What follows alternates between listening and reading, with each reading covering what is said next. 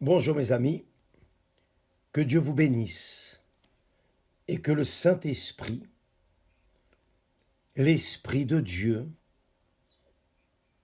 le Saint-Esprit, vienne illuminer notre compréhension pour que nous puissions être attentifs au sujet des paroles de notre Seigneur Jésus. Parce que tout ce que le Seigneur Jésus a dit se produit, s'est produit, est en train de se produire et continuera de se produire. Il n'a pas jeté une seule parole en l'air, il n'a pas parlé en l'air. Tout ce qu'il a dit est en train de s'accomplir. Et j'aimerais attirer votre attention à cela. Voyez, après que le Seigneur Jésus soit sorti du temple, il s'est dirigé vers le mont des Oliviers. Le mont des Oliviers, au pied du mont des Oliviers, se trouve le jardin de Gethsémané.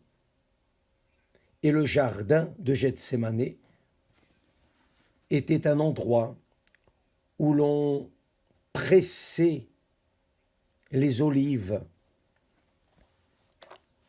pour en extraire l'huile. Nous allons parler à ce sujet durant les prochains jours. Mais ce que j'aimerais focaliser avec vous, chapitre 24 de Matthieu, s'il vous plaît, ouvrez votre Bible, Matthieu 24, quand le Seigneur Jésus, au verset 3, voyez, il est sorti du temple avec ses disciples et il est allé sur la montagne des Oliviers. Et pendant qu'il était assis sur la montagne des Oliviers, alors ses disciples vinrent en particulier lui poser cette question. Dis-nous, quand cela arrivera-t-il? Et quel sera le signe de ton avènement et de la fin du monde? J'imagine. Ils ont dû prendre au moins une demi-heure pour arriver à la montagne des Oliviers. Pour sortir du temple, ils sont allés directement à la montagne des Oliviers. Et durant ce trajet, ils sont restés en silence, les disciples. Et j'imagine ici, certainement que tous étaient préoccupés. Parce que le Seigneur Jésus a dit, il ne restera pas ici pierre sur pierre. Il est resté là. Il n'a rien dit d'autre. Il ne restera pas ici pierre sur pierre. Ce temple que vous admirez tant, il ne restera pas ici pierre sur pierre. D'ailleurs, tout dans ce monde, il ne restera pas pierre sur pierre. Tôt ou tard, tout va prendre feu et sera détruit. Donc, il pensait sur le chemin jusqu'à arriver à la montagne des Oliviers. Il s'assit et les disciples vinrent en particulier, ils s'approchèrent du Seigneur Jésus et lui ont posé cette question. Dis-nous, quand cela arrivera-t-il? Et quel sera le signe de ton avènement et de la fin du monde? Jésus leur répondit, prenez garde que personne ne vous séduise, car plusieurs viendront sous mon nom, disant, c'est moi qui suis le Christ, et ils séduiront beaucoup de gens.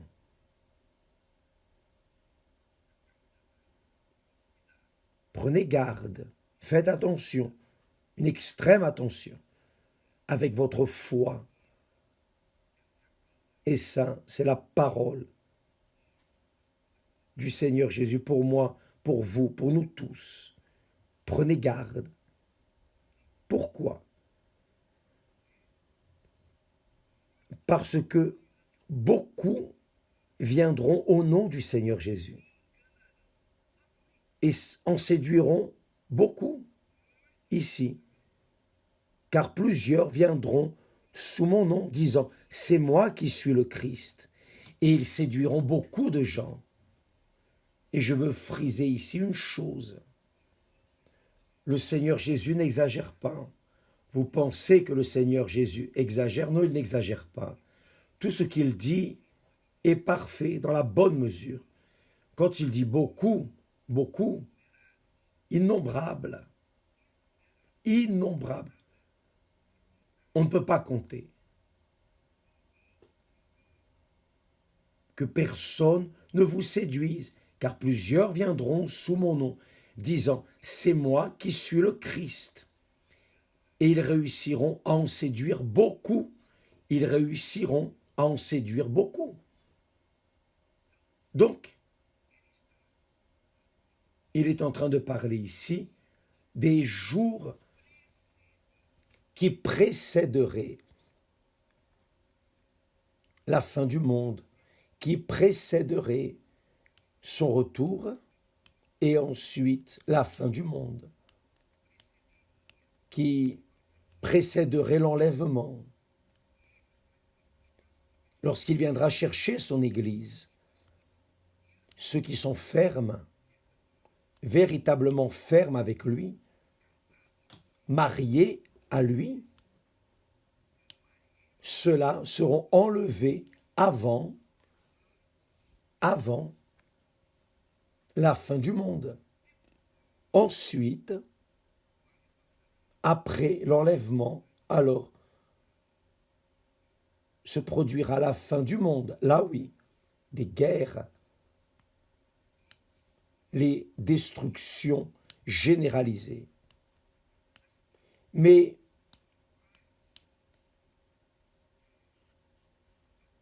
ce qui me rend attentif, et j'observe ici, c'est que le Seigneur Jésus, la première chose que le Seigneur Jésus leur dit en relation à la fin des temps, il dit,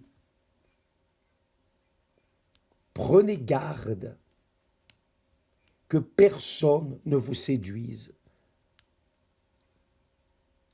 J'étais en train de me demander à moi-même, qui peut être ou qui doit être trompé? Comment est-ce que la personne peut-elle être trompée? Je pense que la personne peut être trompée lorsqu'elle n'a pas la révélation de Dieu en elle. Elle ne connaît pas le Seigneur Jésus. Quand la personne ne connaît pas le Seigneur Jésus, lorsqu'elle entend juste parler de lui, de ses paroles, mais qu'elle ne le connaît pas personnellement, qu'elle n'a pas encore eu une rencontre personnelle avec lui, elle n'a pas été témoin de sa résurrection. Et ce que je suis en train de vous dire là, c'est produit avec moi. J'ai eu mon expérience personnelle avec lui. Et c'est pour cela que je prêche l'Évangile. Et c'est pour cela que je reste incommodé, dérangé.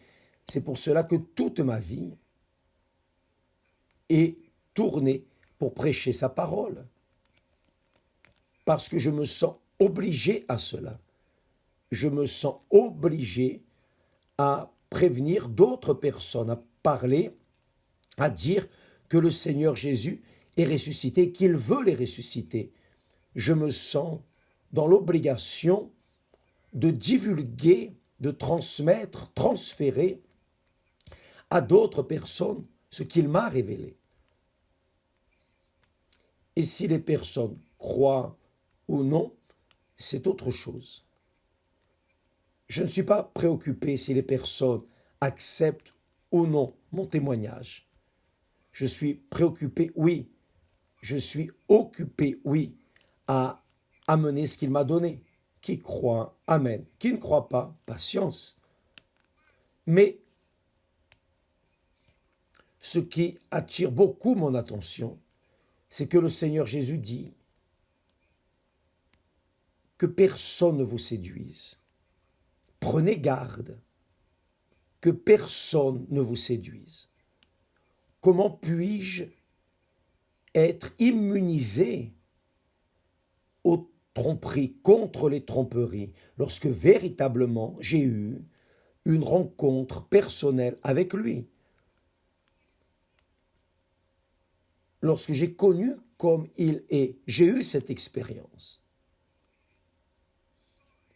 Et cela n'est possible que lorsque la personne reçoit le baptême du Saint-Esprit. Tant qu'elle n'est pas scellée du Saint-Esprit, elle ne connaît pas le Seigneur Jésus. Elle vit à travers ce que le pasteur dit, parle, prêche, mais elle ne vit pas à travers ce qu'elle sait, ce qu'elle a connu, son expérience personnelle. Et Dieu, mes amis, est un Dieu vivant. Le Seigneur Jésus, lorsqu'il a dit « Et vous serez mes témoins », cela doit arriver. Pour être témoin, vous devez avoir vu. Ce n'est pas un rêve. Ce n'est pas « Ah, j'ai eu un rêve, j'ai eu une vision ». Non. C'est une expérience que la personne a avec lui. Je ne peux être témoin de quelqu'un que si j'ai vu, si véritablement j'ai vu, si j'ai eu vraiment une expérience avec lui. Dans ce cas avec le Seigneur Jésus. Dans le cas contraire, je ne suis pas témoin. Donc, dans les églises chrétiennes, il y a beaucoup de personnes qui ont des informations de Dieu. Il y a beaucoup de personnes qui ont une vaste connaissance de la parole de Dieu, mais qui n'en connaissent pas son auteur. C'est la réalité. Combien de théologues, combien de personnes super intelligentes, des personnes capables, qui ont un discours presque parfait, parlent de la Bible, parlent de Dieu, parlent du Seigneur Jésus, mais tout seulement avec la bouche, parce qu'ils n'ont pas eu une expérience avec lui. Et si vous n'avez pas eu une expérience avec le Seigneur Jésus, mes amis, alors vous ne pouvez pas être son témoin. Vous pouvez témoigner, oui, ce que vous savez de la parole de Dieu.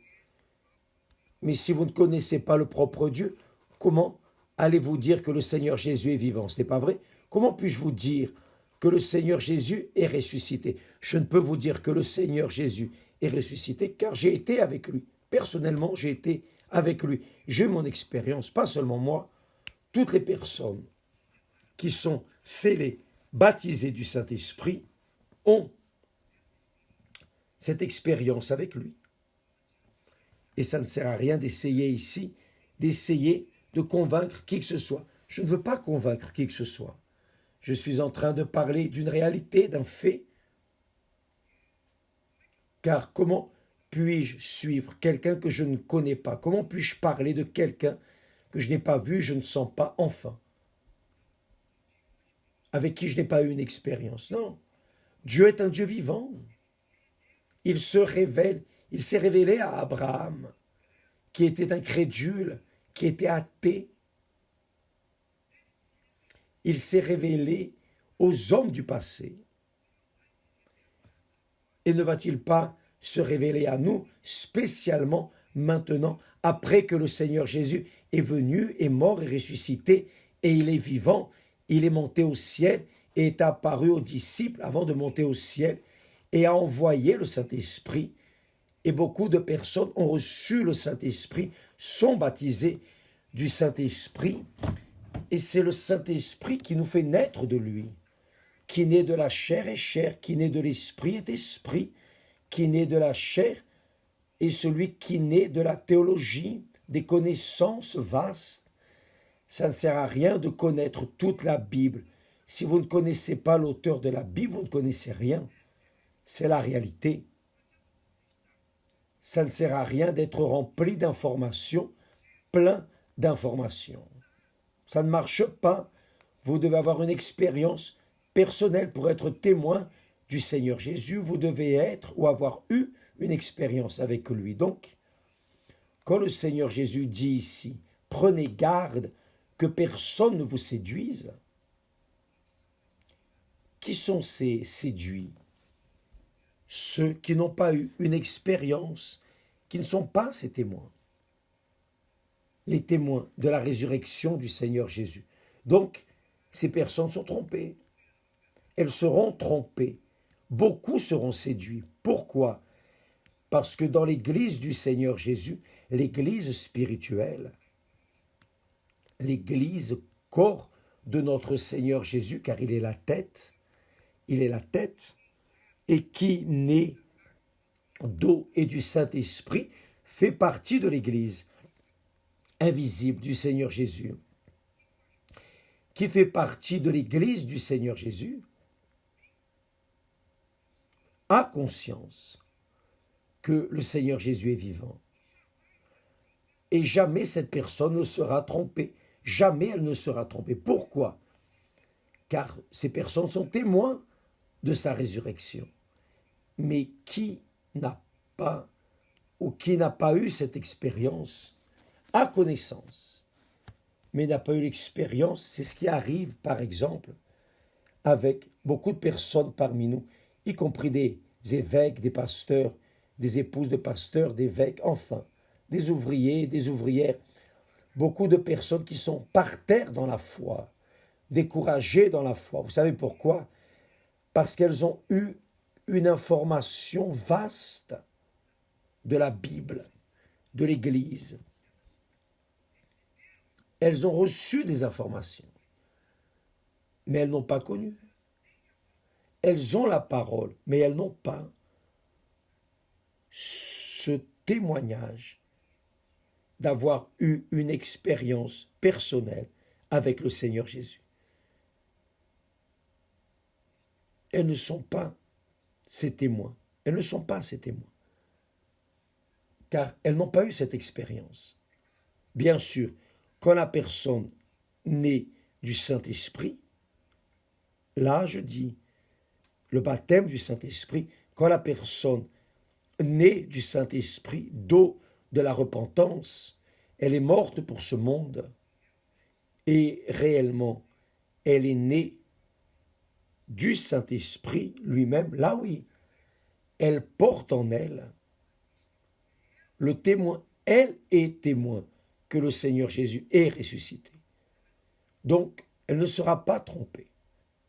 Elle ne sera pas trompée. Mais celles qui n'ont pas encore eu cette expérience sera trompée. Pourquoi? Parce qu'elle ne connaît pas le véritable. Elle a des informations de la vérité, mais elle n'a pas vu la vérité. Elle n'est pas témoin oculaire de la vérité. Je ne suis pas ici en train de parler de rêve, de vision. Non, je parle d'une expérience personnelle. Une expérience vôtre, personnelle, avec Dieu. Lui, il s'est manifesté à vous et vous devenez son témoin véritable. Mais si vous n'avez pas encore eu cette expérience, parce que c'est le Saint-Esprit qui révèle le Seigneur Jésus. Le Seigneur Jésus a dit, j'enverrai un autre consolateur. Et il sera pour toujours avec vous. Et il vous conduira dans toute la vérité. Il vous conduira dans toute la vérité. Et cela n'est possible que lorsque la personne naît de l'Esprit. Car tant qu'elle ne naît pas du Saint-Esprit, elle est encore chair. Celui qui est né de la chair, a dit le Seigneur Jésus à Nicodème, est chair, et celui qui est né du Saint-Esprit est esprit, est spirituel, est né de Dieu. Et le témoin de Dieu est témoin vivant de Dieu. Donc, quand le Seigneur Jésus dit aux disciples, faites attention, prenez garde, que personne ne vous séduise, que personne ne vous séduise. Le diable n'a pas de pouvoir pour tromper une personne qui est née du Saint-Esprit. Il n'a pas, vraiment pas. Parce qu'il dit, car plusieurs viendront sous mon nom, plusieurs viendront sous mon nom, disant, c'est moi qui suis le Christ. Et ils séduiront beaucoup de gens, c'est une prophétie. Cela va arriver. Cela est déjà en train d'arriver.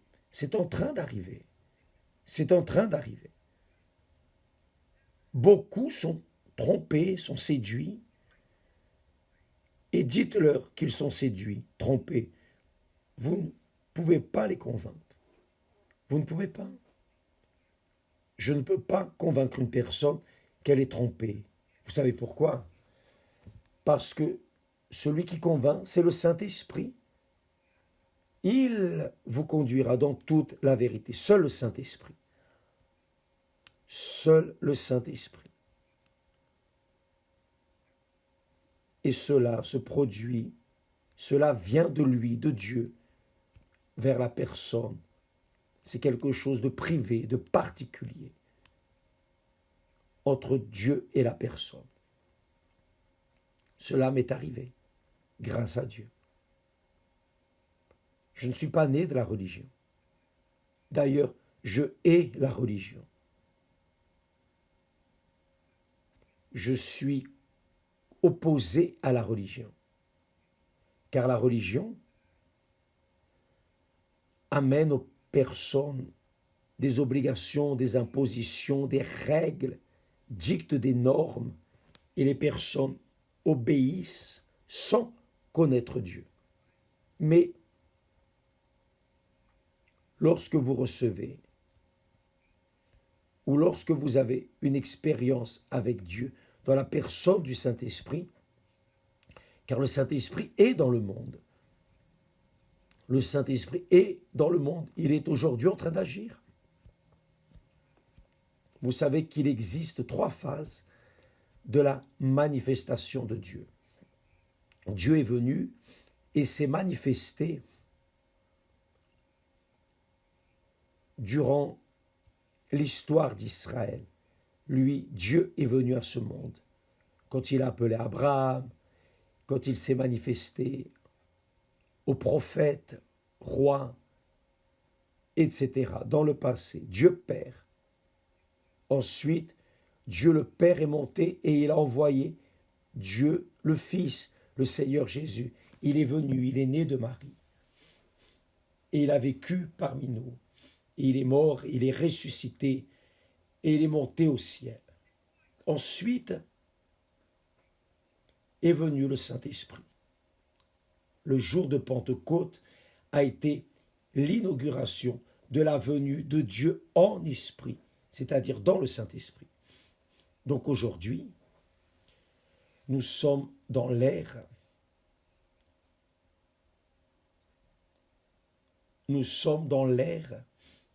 du Saint-Esprit. Il est à la recherche de personnes dont le cœur est sincère, véritable. Il ne cherche pas des personnes parfaites, mais des personnes sincères. Il y a beaucoup de personnes imparfaites, sincères, n'est-ce pas? Alors, Dieu est à la recherche de personnes sincères. Et le Saint-Esprit est venu sur ces personnes. Il les appelle, il se révèle. Cela m'est arrivé. Cela est arrivé et arrive à beaucoup de pasteurs, d'évêques, d'épouses, ouvrières, ouvriers.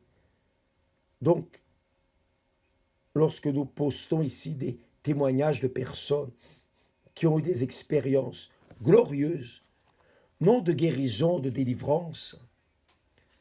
Ah, j'étais bandit, et plus maintenant. Non, ça c'est pas que ça c'est peu. Le plus important, c'est le sceau du Saint-Esprit.